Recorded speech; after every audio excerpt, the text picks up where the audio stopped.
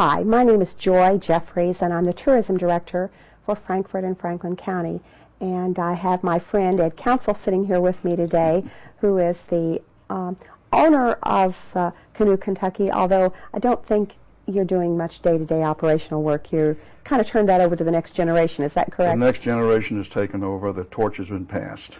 And they're doing a phenomenal job. Doing a better job than I did. I saw your son-in-law graduate from Leadership Frankfort this week, and saw Allison there with him too. Just yesterday. They're delightful young couple. Very proud of them. I know you must be.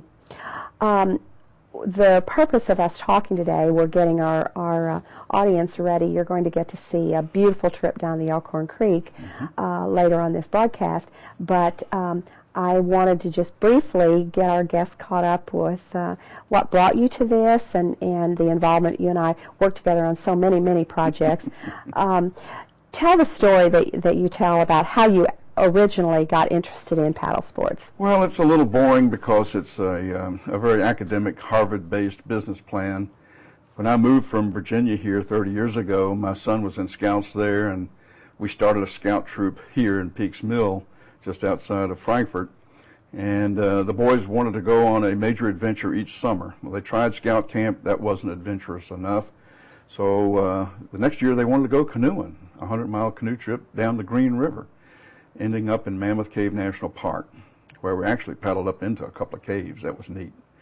At any rate, I reserved the canoes from the Boy Scout camp, and the boys had to take 5 merit badges, and we were off and running. So I thought.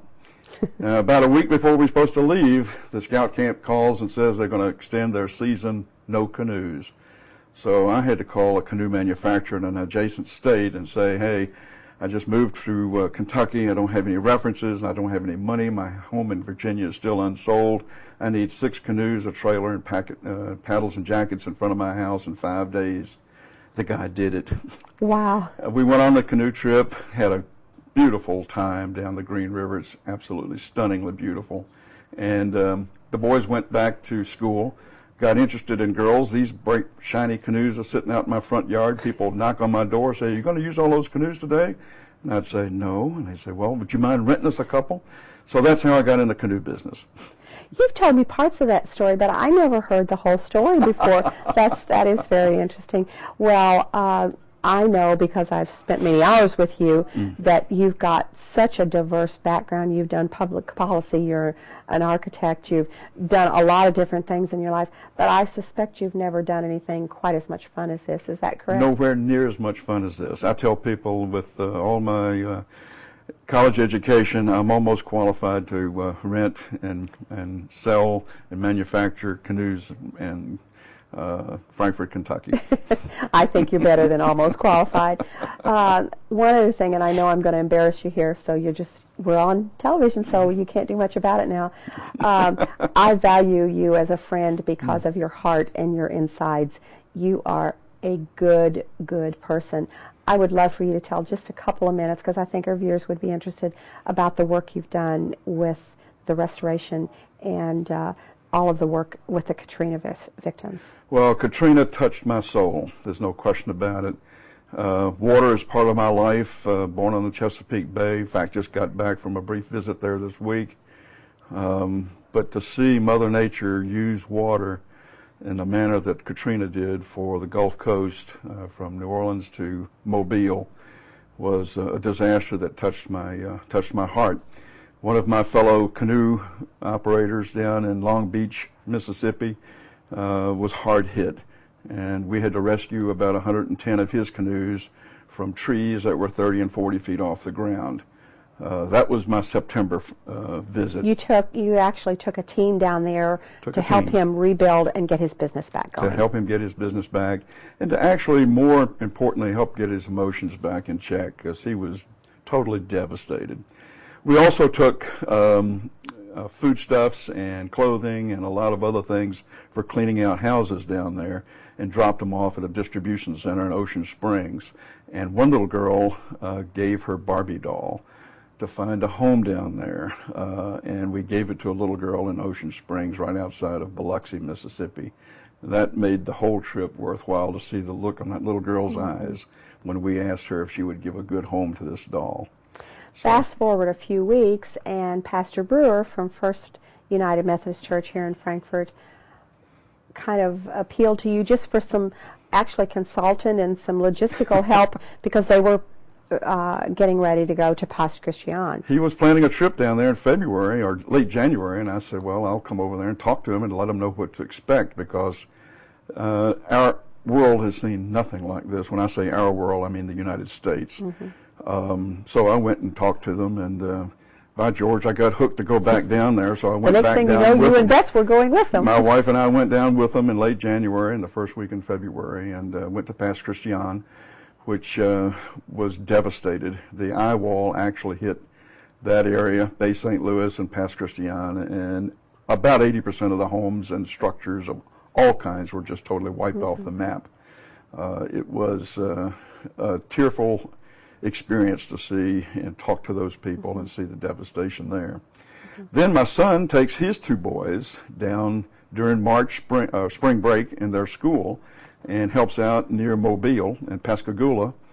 And then Bess and I and my sister Joyce go down again in May and help out people in the lower Ninth Ward and St. Bernard's Parish in New Orleans. Those people being so poor and being so elderly just needed our help, and I just wanted to make sure every part of the Gulf Coast that got devastated had a little piece of my heart, and I wanted to go down and show it.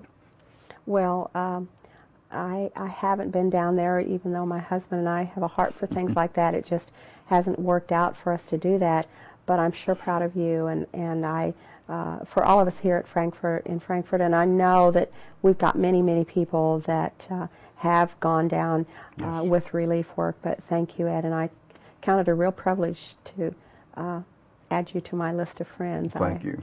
Thank you. We have many projects that we work on, but I want to make sure we tell our viewers what they're about to see as they take this trip down the Elkhorn. Well, they're about to see a part of their backyard that I think is probably a surprise to most people. It's amazing to me. The person from whom I bought my house had been born and raised there on Elkhorn Creek, had never experienced going down the creek. And when I took him down, he and his wife were in their late 70s. And they recognized people's farms and people's houses and going past them. And of course, but never had seen it from that side. From that perspective. They'd already seen it, always seen it from roadways, but never the stream itself. The Elkhorn is not only magnificently beautiful, but it's just hard to imagine such a natural resource in that triangle between linking Cincinnati, Lexington, and Louisville. It is extremely pristine. The wildlife is magnificent. It's not unusual to see deer. Egrets are there. Now we did see some birds. Yes. We saw some egrets, and Yes. And we saw another bird right now. I can't think what Probably it was. a great blue heron. That's exactly what we saw. We did not see any deer during this trip, and because of the time constraints of this program, we did not go through the Palisades. Right. However, I have gone through there with you before, and for our viewers, if you think this is pretty, what you're about to see, certainly go out there sometime and take the trip that takes you down through the Palisades. It is breathtaking, and my husband and I have done canoe trips on much larger, bodies of water, and yet this is absolutely so beautiful. Take what you see today and put a 200-foot sheer sandstone and limestone cliff behind it that's seen, and you'll get an idea of what that looks like. Well, and you're right about the pristine condition of it. Both times that I've been on the Elkhorn Creek, I've been totally struck by